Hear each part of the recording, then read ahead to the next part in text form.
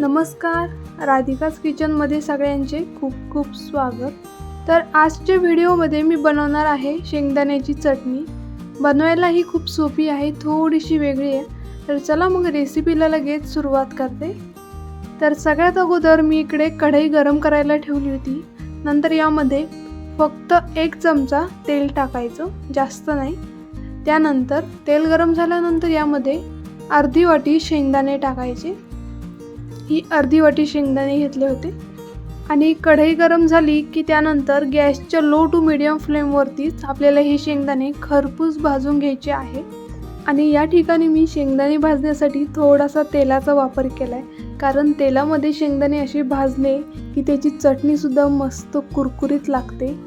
आणि भरपूर वेळेस आपण साधे शेंगदाणे भाजून त्याची चटणी बनवतो तर ती चटणी थोडीशी कोरडी वाटते, म्हणून आपण त्यावरती तेल टाकतो आणि मग खातो.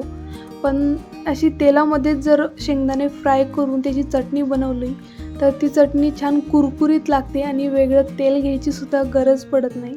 तर आपले शेंगदाणे खरपूस भाजले ते काढून घेते आणि त्यानंतर याच कढईमध्ये गॅस बंद केल्यानंतर अर्धा चमचा जिरे टाकते आणि हे जिरेसुद्धा गॅस बंद केल्यानंतर याच कढईत भाजून घेते.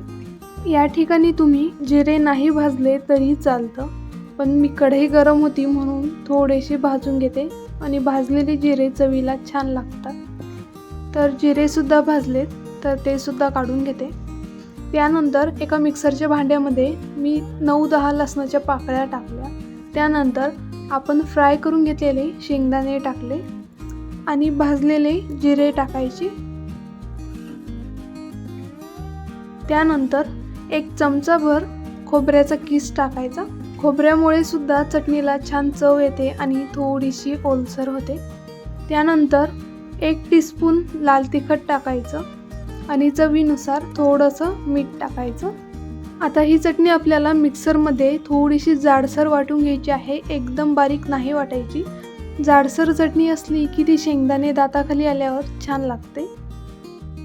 तर हे बघा, या ठिकाणी आपली चटणी मिक्सरमधनं जाडसर वाटलेली आहे.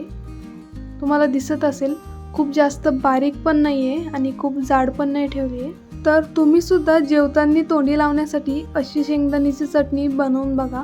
तुम्हाला माझी आजची रेसिपी आवडली असेल तर व्हिडिओला लाईक करा, शेअर करा आणि माझ्या चॅनलला सबस्क्राईब करा.